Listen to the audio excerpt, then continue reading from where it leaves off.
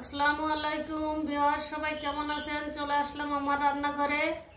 আজকে আমি আমের আচার তৈরি করব। সেই জন্য আমি কাঁচা আম ধুয়ে পরিষ্কার করে নিয়েছি।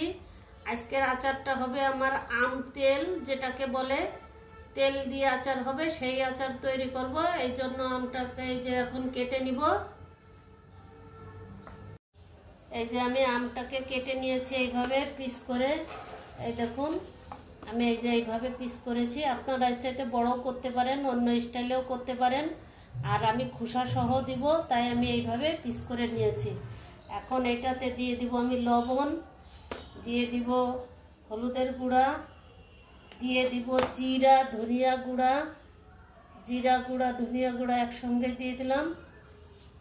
আর দিয়ে দিব শুকনো মরিচের গুঁড়া।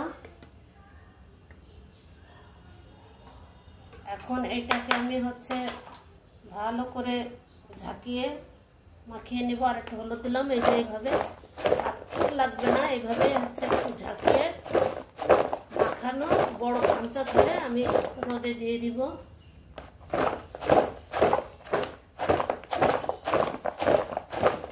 আমি এইভাবে দেখুন কত সুন্দর মাখানো হয়ে যাচ্ছে।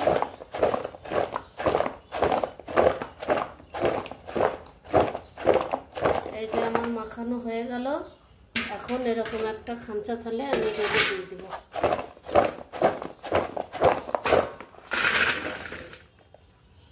এই যে আমি এরকম খাঁচা থালে রোদে দিয়ে দিব। একটু রোদ হবে, শুকনা হবে না, কিন্তু গায়ের পানিটা থাকবে না। এই যে আসলাম আমের আচারটা রান্না করার জন্য। এই যে কড়াইতে পর্যাপ্ত পরিমাণ সরিষার তেল দিয়েছি, খাঁটি সরিষার তেল। এখন এই যে দিয়ে দিলাম কয়েকটা তেজপাতা, কয়েক টুকরো দারুচিনি। এটা এই যে দিয়ে দিলাম। এটা জোরে জাল দেওয়া যাবে না, আস্ত আঁচে রান্না করতে হবে। এখন দিয়ে দিলাম কিছু আস্ত রসুন। বড় কোয়ার রসুন থাকলে কোয়াও দেওয়া যায়, বড় কোয়ার রসুন নেই, তাই আমি এই ছোট ছোট রসুনগুলো দিয়ে দিচ্ছি।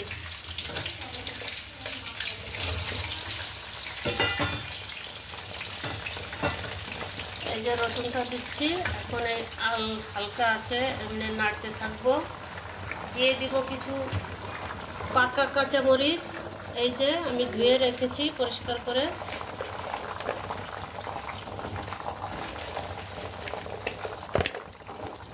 দেখতে কালার সুন্দর আসবে এবং ঝালটাও হবে।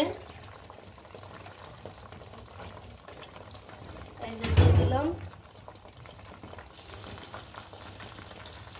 এখন এগুলো এইভাবে হালকা আছে জাল হবে। এখন দিয়ে দিব পেঁয়াজ কুচি। এই যে দিয়ে দিলাম পেঁয়াজ কুচি।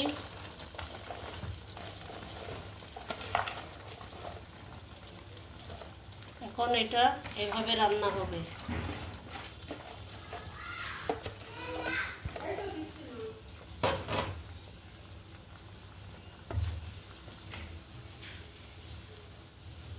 এই যে এভাবে রান্না হবে।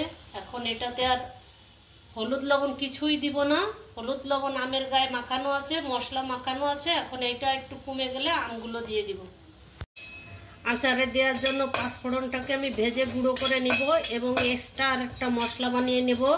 জিরা ধনিয়া সব কিছু দিয়ে আমি একটা আলাদা মশলা বানিয়ে নিব আচারের জন্য। এখন এই যে আমটাকে কেটে আমি মশলা দিয়ে রোদে একটু পানিটা শুকিয়ে নিয়েছি। এখন আমগুলোকে আমি এটার মধ্যে দিয়ে দিচ্ছি এক এক করে। এখন এটা নিবু নিবু আছে রান্না করব আর মশলা দিব, তৈরি হয়ে যাবে আমার আচার। আপনারা কে কোথা থেকে দেখছেন অবশ্যই আমাকে কমেন্ট করবেন, তাহলে আপনাদের ধন্যবাদ দিতে পারবো। আর আমার মতো এই আচারটা একবার বানিয়ে খাবেন। ঝালমুড়ি মাখা আচার এইটাই লাগবে।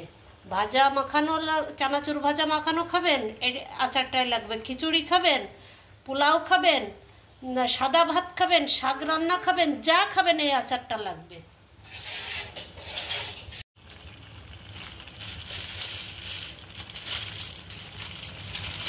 এই যে এখন দিয়ে দেব একটু মশলা, আচারের মশলা বানায় রাখছি, সেই মশলা দিয়ে দিব।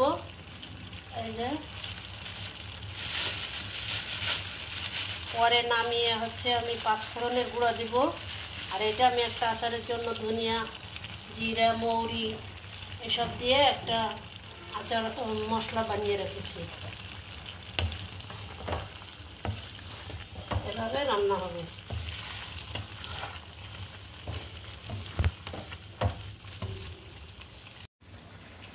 এখন এই পর্যায়ে আমি দেব অল্প একটু চিনি। টকটা ব্যালেন্স হওয়ার জন্য সামান্য পরিমাণ 4 টেবিল চামচের 1 চামচ দিব। আমার আচারটা অনেক, এই জন্য আমি টেবিল চামচের 1 চামচ চিনি দিলাম।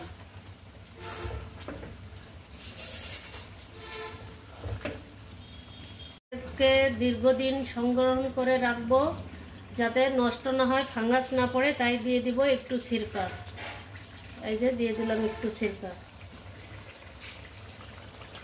এটাতে আচারটাতে ফাঙ্গাস লাগবে না এবং দীর্ঘদিন ভালো থাকবে, ফ্রিজ ছাড়াই। এই যে হয়ে গেল আমার 2 জার আম তেলের আচার। আপনাদের কেমন লাগলো অবশ্যই জানাবেন। আজকের মতো এই পর্যন্ত, ফিরবো অন্য কোনো রেসিপি নিয়ে। সবাই ভালো থাকেন। আল্লাহ হাফেজ।